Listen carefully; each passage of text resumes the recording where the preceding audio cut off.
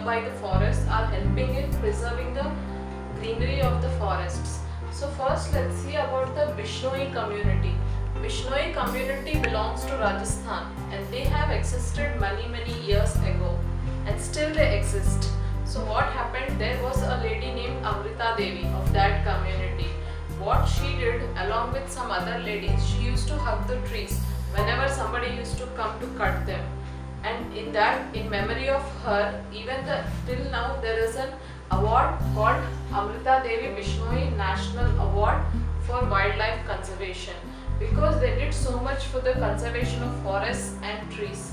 So Bishnoi community belongs to Rajasthan and Amrita Devi Bishnoi fought for protecting trees in Khairali village, and the trees names were Khairali trees. In 1731, along with 363 people, ladies, she fought for the trees. So Amrita Devi Bishnoi National Award for Wildlife Conservation has been named in her honor. So till date people remember about the Bishnois. Next is nomadic herders of Himalayas. So these people used to graze their sheep and other cattle near the Himalayas. But later, National Park was developed there, and then they stopped these people from allowing their sheep to graze. Then what happened, let's see. Nomadic herders used to graze animals near the Himalaya National Park. So first they used to graze all their sheep near that area, National Park. So but when the National Park was made in that area, up to some time there were no National Park, the sheep and the cattle used to graze freely. But when the National Park was made, nomadic herders were stopped from grazing their sheep in that protected area. So they were not allowed to take their sheep inside that protected park area. In absence of sheep, grasses grew very tall. So since there were no cattle for eating the trees, the grasses grow very tall. Tall grasses fall over and prevent the growth of fresh grass. Since the grasses has grown this much big, it do not allow the sunlight to fall to the plants which are present below these trees. So these trees have grown to a great height and then spread like this. So the plants which are present below them at a shorter height, the sunlight will not go to them. So that is the reason tall grasses fall over and prevent the growth of fresh grass. So this shows that, this story shows what? Explains what? That excluding and alienating local people from the forest, proper conservation of forest cannot be carried out.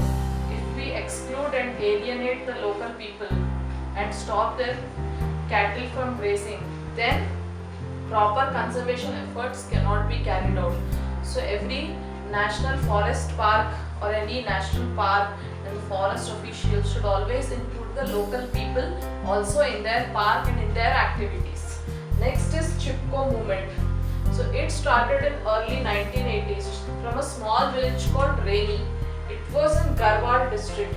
So what happened? The women of the village began hugging trees. Chipko is nothing but hugging.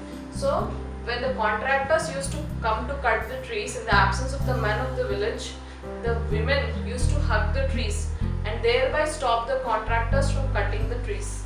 So the women of the village began hugging trees to prevent the cutting of trees by contractors. Contractors cut the trees for purpose of wood. It had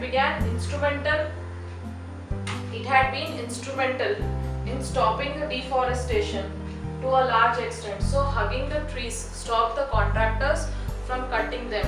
Thereby this movement helped in protecting the forests.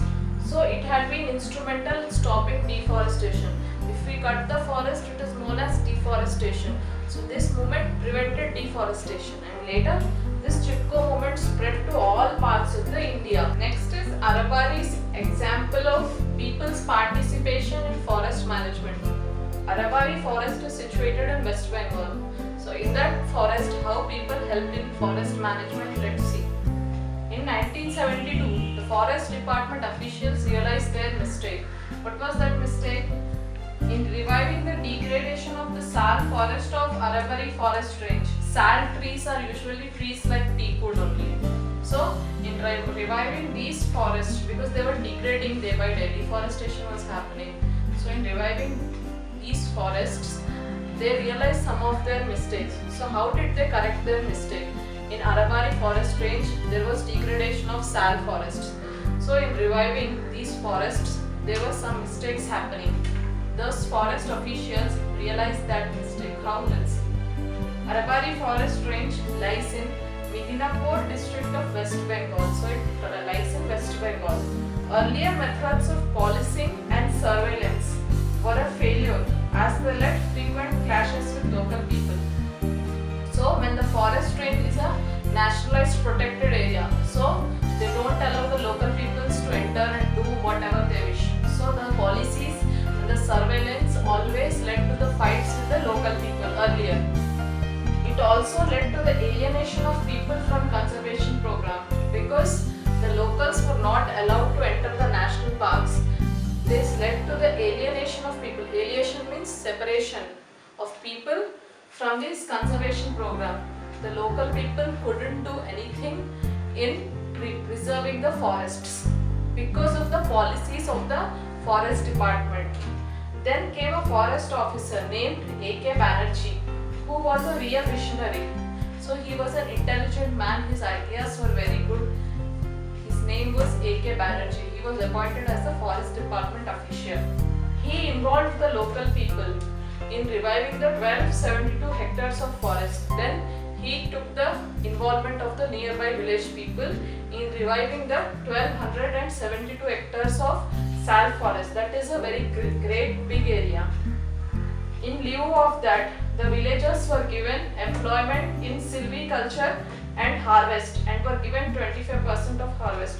Since they were involved in reviving these forests, because of that they were given employment in the forest, and whatever harvest used to come after their employment, after their involvement, 25% of the harvest were distributed to the local village people. And then they were also allowed to gather firewood for cooking and fodder for cattle against a very nominal payment. Well, nominal payment means very small amount. So they were also given 25% of harvest. They were also given firewood and fodder for the cattle at a very minimum amount after the involvement of this A.K. Banerjee. So due to the active participation of the local community, there was a remarkable revival in the Arabari sal forest. After A.K. Banerjee came into power, then what he did, he involved the local people, and then after the involvement of local people, there was a remarkable, that means a great big revival of the Arabari sal forest. So by 1983, the value of the forest rose to 12.5 crores because the locals and the forest officials together worked for the revival of forest. The value of that forest rose to 12.5 crores. That is a huge amount, right? This is about forest and wildlife. It is how can we manage water? Water is also a natural resource, right? So water should be available for all the people. So in managing water, the first thing is water harvesting. So water harvesting is an age-old concept in India. It has been there since many hundreds of years. So khadans, tanks, nadis in Rajasthan are how water is harvested there. Then bandhares and tals are known as in Maharashtra, bundis in Madhya Pradesh and Uttar Pradesh. Then ahars and pines in Bihar, kuls in Himachal Pradesh. What is a kul? You know, near a river, a small channels will be made through which water will be flown into the agricultural fields. So that is how what is kuls. From a main river, a small channel will be made like a pipe. From that pipe, the water will be flown to the fields of that village. Then ponds in Kandi, belt of Jammu, and eris, that is tanks in Tamil Nadu, suranganas in Kerala, kattas in Karnataka are some of the ancient water harvesting, including water conveyance structures. So they are still in use at many places. So these were the ancient water harvesting structures in many states of India, and they are still in use at many places. These are the names of the water harvesting structures in different parts of India, different states of India, and these were there at ancient times. Some of them still persist till date. So The traditional water harvesting structures are location specific and have been perfected by people. They are location specific. In only specific locations they will be constructed and will be perfected by the people over a long period of time. They take into account the local geography and need of the local people and are highly efficient. So they take into consideration, like suppose they will see where there is more population and where there is need for water, where there is water shortage. In such places they will pick up a specific location considering all the geography around, and then they will construct a water harvesting structure. Thereby we can say that this water harvesting structure is highly efficient. That is what it means here. The traditional water harvesting structures are location specific and have been perfected by the people over a long period of time. They take into account the local geography and needs of the local people. If there is water shortage, where there is water shortage and more population, in that places only these will be built, and so they can be said that they are highly efficient.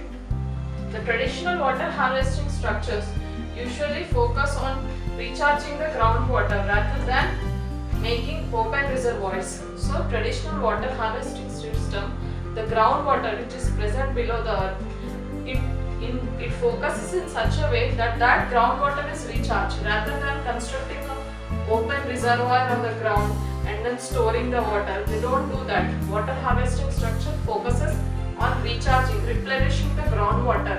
How will be the groundwater lost due to evaporation process? And then how will the groundwater be recharged by the help of rains? So traditional water harvesting structures focus on recharging the groundwater rather than making an open reservoir. They don't make an open reservoir on the land and store water. It has several advantages. Unlike surface water, groundwater doesn't evaporate. So the surface water only evaporates, groundwater doesn't evaporate. The groundwater only will be pumped to the surface with the help of bore wells in our houses, right? For our using, for the purpose of our daily needs like bathing, washing, etc. So the traditional water harvesting structures focus on recharging the groundwater rather than making an open reservoir. It focuses on recharging the water present underneath the earth's surface. It doesn't focus on constructing small reservoirs on the land, and it has several advantages.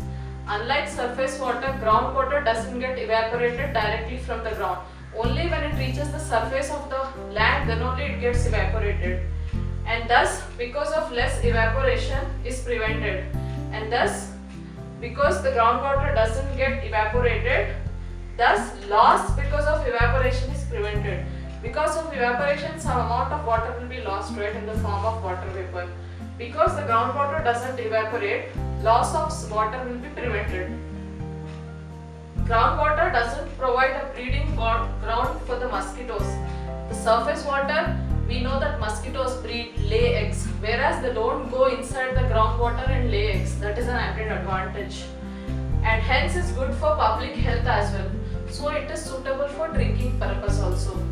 So the groundwater is relatively